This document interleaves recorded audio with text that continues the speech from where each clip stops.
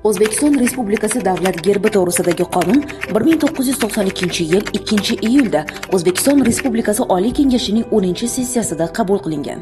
Davlatimiz gerbida xalqimizning tarixi, buguni va kelajagi o'z aksini topgan. Unda tarovatli vodiy uzra nur sochayotgan quyosh tasvirlangan. Bu serquyosh yurtimizga, undagi obod manzillarga ishora. Baland tog'lar oralab oqayotgan daryolar mangulik timsoli bo'lsa, gerbning so'l tomonidagi bug'doy boshoqlari xalqimizning rizq ro'zi butunligidan, o'ng tomonidagi qiyg'os ochilgan g'o'za ifodalangan chambar yurtimizning odamlarining oppoq orzulari, ezgu niyatlaridan dalolatdir. Gerbning yuqori qismida elu yurtimiz jipsligining ramzi sifatida 8 qirrali yulduz tasvirlangan.